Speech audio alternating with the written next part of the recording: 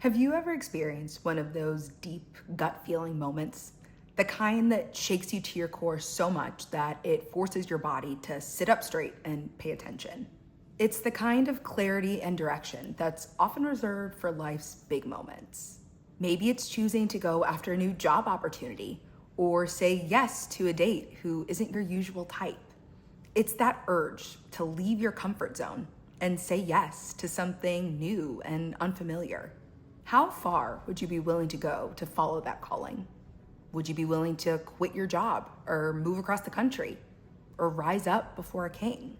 That's exactly how far one young peasant girl was willing to go to follow her divine calling, no matter what the cost.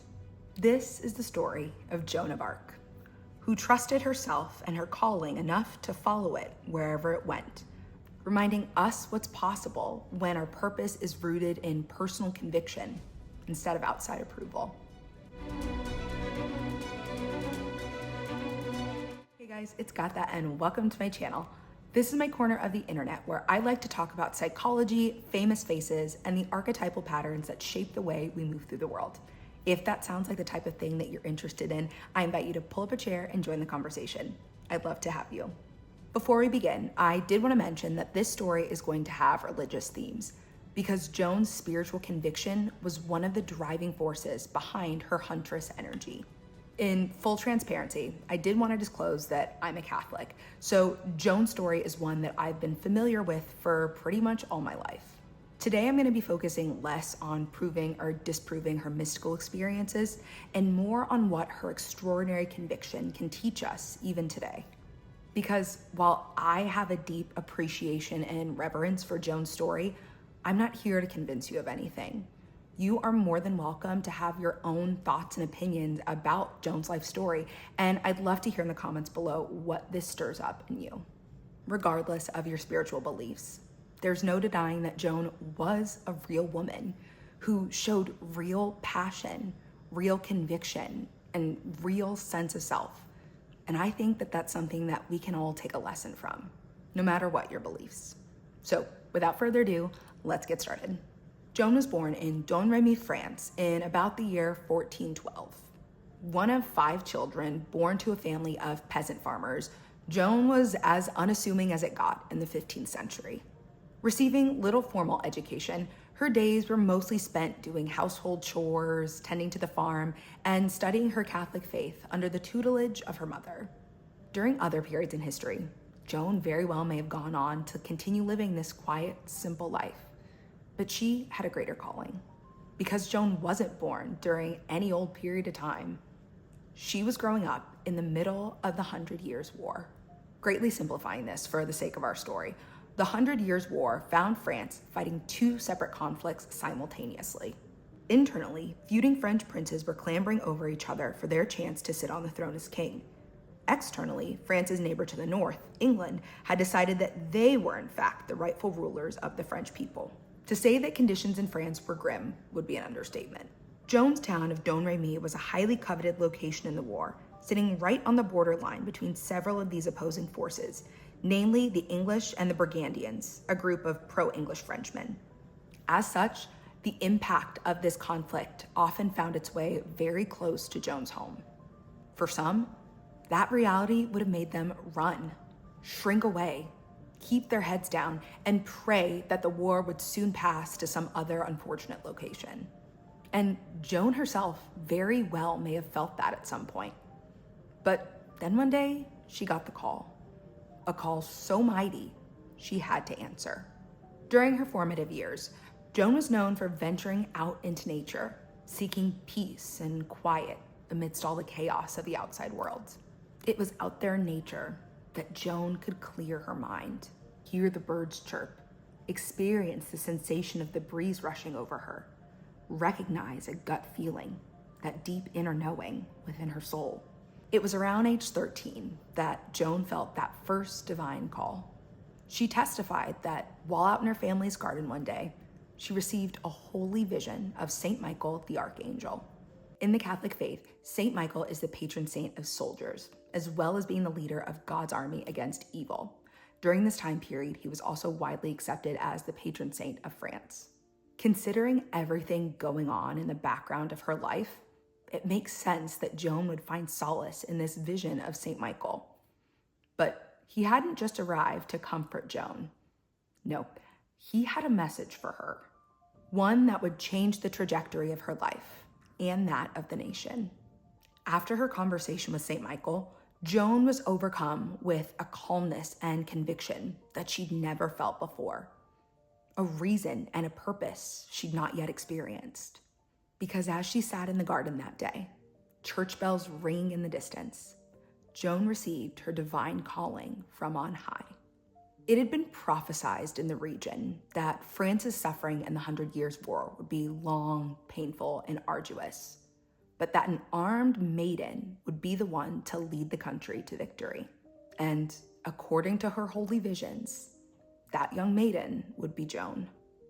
Determined and devoted, with a cause and purpose she'd never known before, Joan continued to trust her inner calling.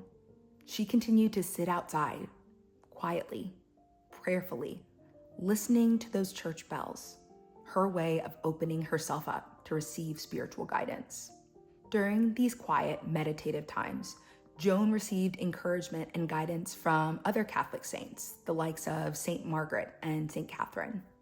These two saints, known for their virginity and martyrdom, were so inspiring to Joan that she herself took a vow of purity, dedicating her life to her faith and the liberty of France.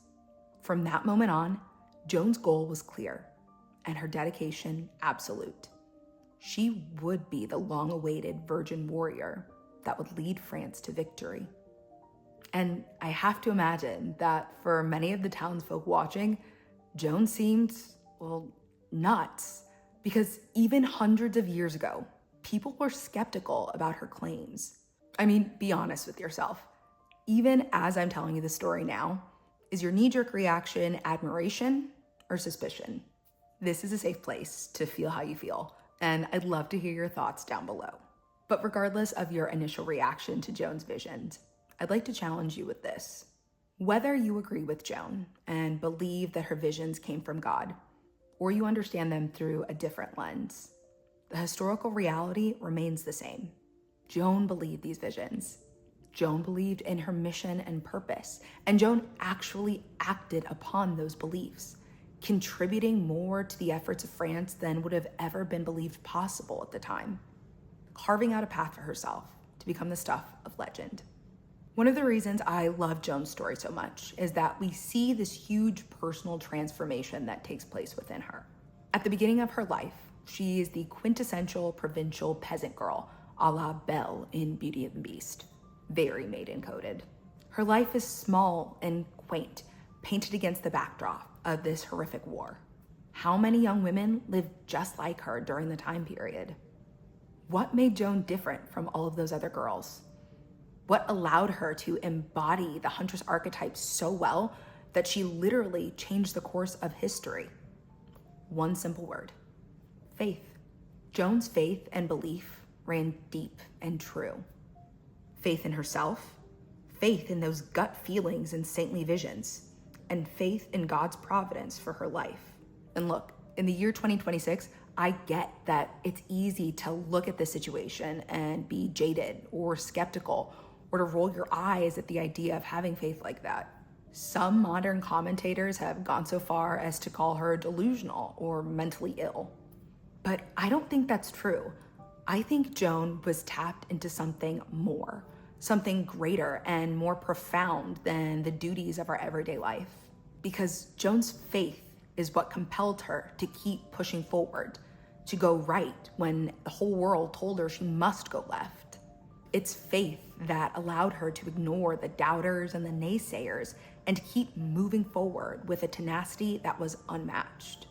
And that's exactly the kind of energy that the Huntress archetype is made of. The Huntress doesn't ask for permission.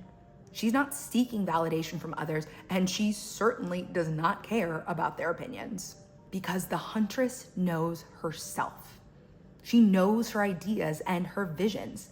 Nobody else has to see the bigger picture, because she does.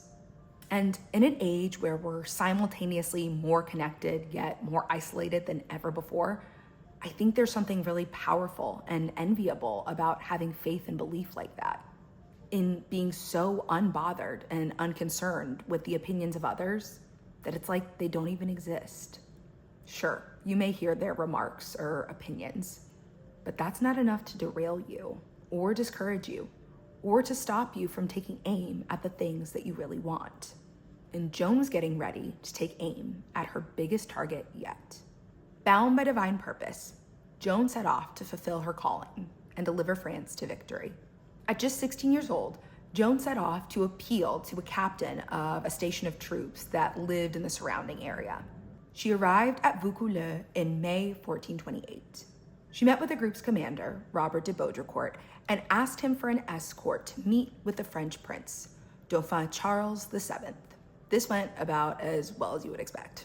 After giving Joan audience and hearing about her holy visions, Baudricourt dismissed her harshly, advising her uncle that he should slap that wild streak out of her when they got home. But Joan would not be deterred by that initial failure. She couldn't be.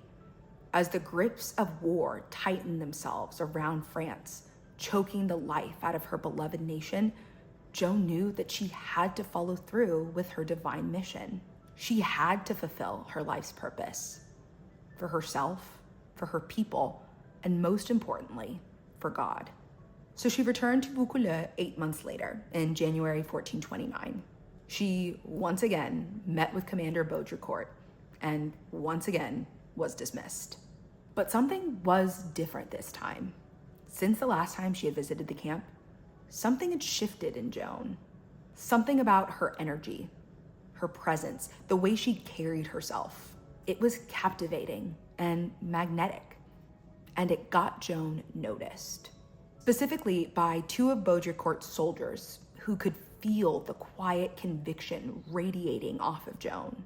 Perhaps she wasn't just some delusional teenage girl after all.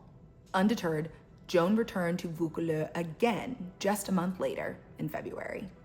By then, word had gotten out, because when someone walks through the world with such vision, purpose, and confidence, it gets people talking. And those two soldiers who noticed Joan before, well, they'd quickly spread word throughout the camp about this devoted country maiden. Could she actually be the promised virgin warrior?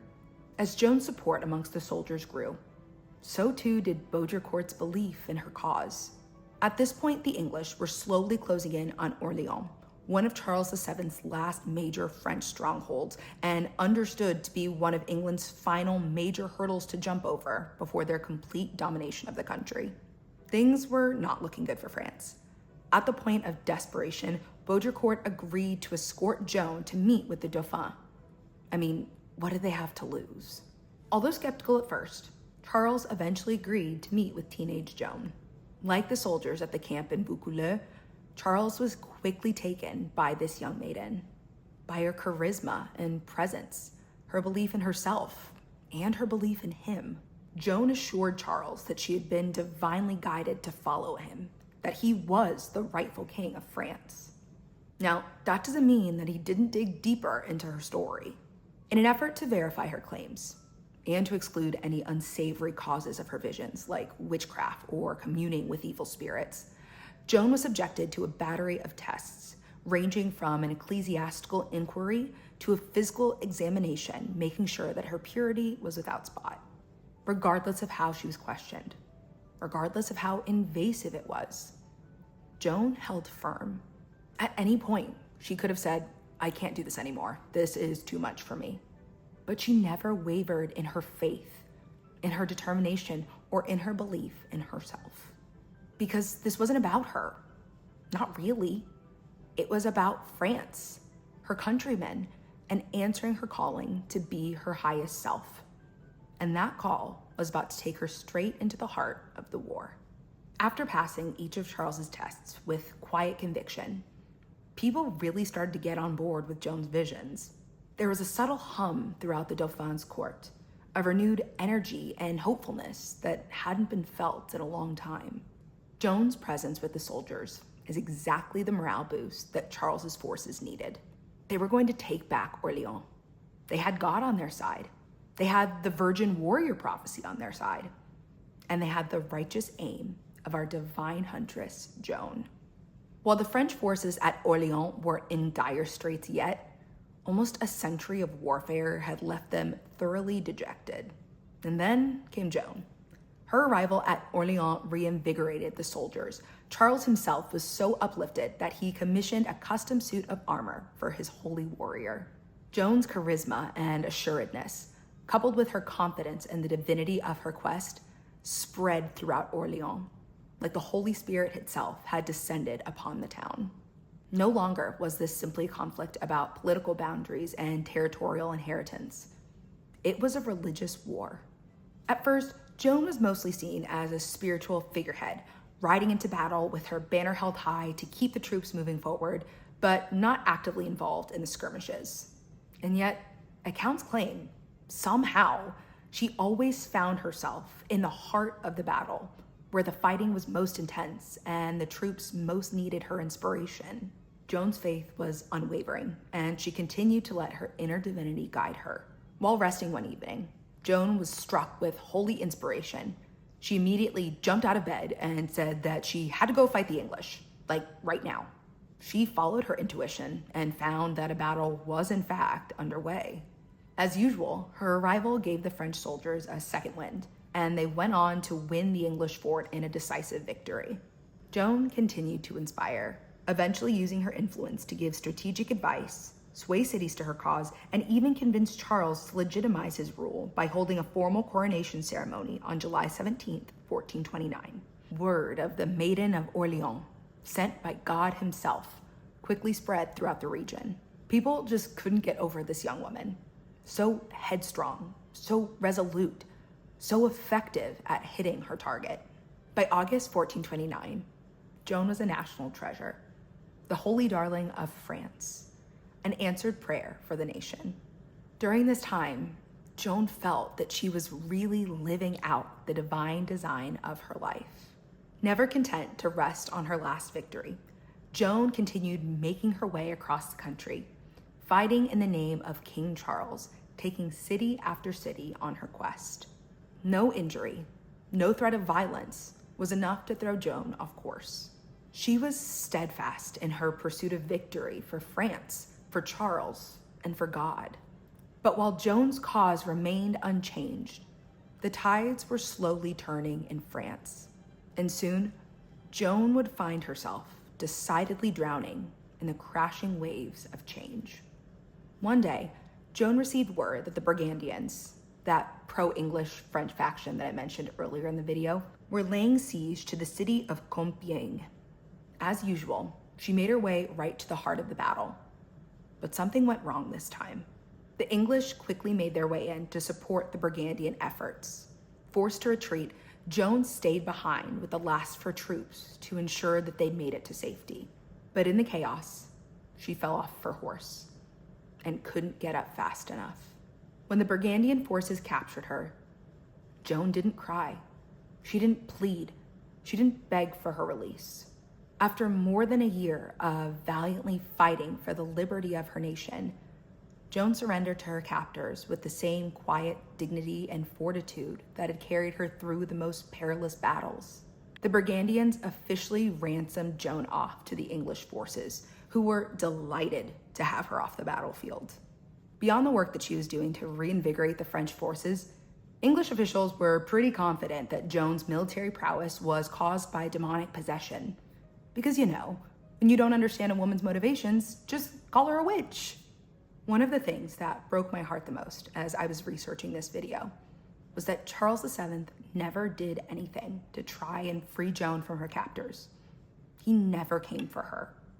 After all she'd done for him and his cause, and his people and his throne, the threat of upsetting the French Burgundians, who were finally starting to come around to his authority as king, was just too much for Charles to risk.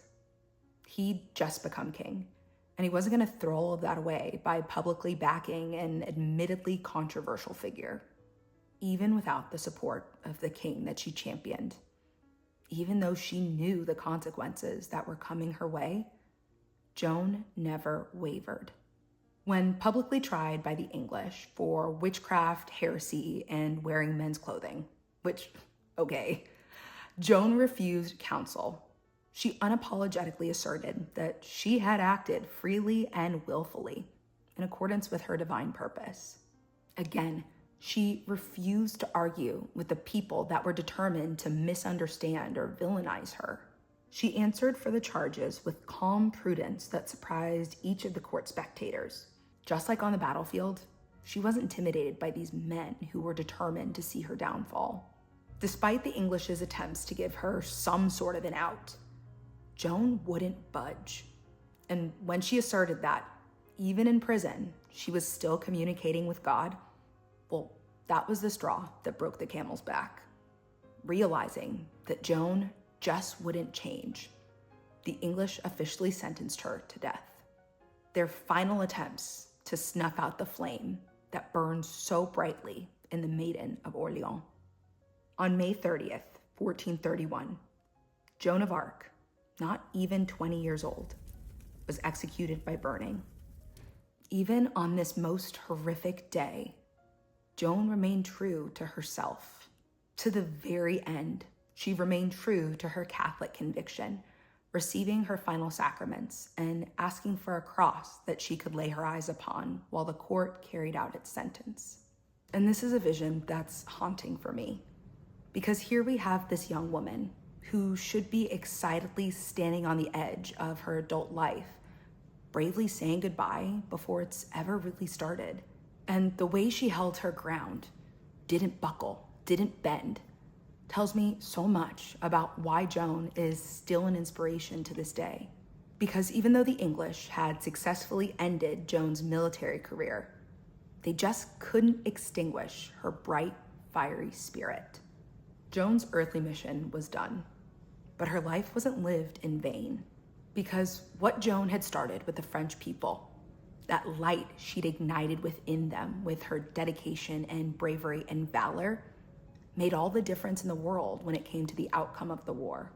Continuing to draw inspiration from their Holy Virgin warrior, pro-French forces were eventually able to expel England from the country in 1453. As the war was slowly inching to a close, people started re-examining Joan, her trial and execution. After additional inquest, it was determined that her original trial was wrongful and deceitful. Joan's guilty verdict was officially nullified and vacated in 1455, and her story beautifully comes full circle in 1920, when she was officially canonized as a Catholic saint, the church that she loved and was so deeply devoted to. In the early days of her journey, Joan found comfort in Saint Michael, then patron saint of France. But in following her inner Huntress, trusting herself in her inner calling, Joan became so much more than a mere maiden. She became a self-fulfilling prophecy, the long-awaited virgin warrior. She continues to capture the hearts and minds of people the world over, especially in her homeland of France, where she appropriately has become one of their patron saints and key historical figures. A figure for justice, for righteousness, and for following your inner arrow, wherever it may lead. Joan of Arc is one of those figures that feels timeless, unmistakably medieval, yet somehow still relevant in our modern day. She continues to spark our imagination through art and fashion. I think of the likes of Chapel Roan and Zendaya, drawing inspiration from Joan even to this day. Even personally, one of my best friends has always had this close kinship with Joan of Arc. She has that same kind of determined, rebellious spirit. And I think that's really telling about the mark that Joan left on the world and what she continues to teach us about womanhood. Because I think that women who identify with Joan of Arc represent a specific type of badassery, the kind that's untamed and determined, unbothered and unapologetic. She, quite frankly, doesn't care about your opinions because she knows who she is. She knows what she's about, and she knows what she wants to do with her life. I think that's why Joan still feels so magnetic today, not because most of us are being called to lead armies, but because most of us know what it's like to question ourselves, to second guess our instincts, to seek someone else's permission instead of just doing the thing that we know deep down we're supposed to be doing. So now I want to ask you, what's your calling? Maybe you're not going to lead an army. Maybe you're not going to change the course of history. Maybe you're working on something a little quieter, a career you're afraid to pursue, a conversation you've been avoiding, a dream you want to follow but have convinced yourself is unrealistic. My background gives you my own interpretation of Joan's story, but the truth is, I don't think it matters whether you agree with Joan about the source of her visions, because for her, it was real. The resulting success of the military campaign she started was real, and the lasting impact that she left on France, the Catholic Church, and the Western world as a whole is undeniably real. So I want to know, what would you finally pursue if you trusted your calling over your fear?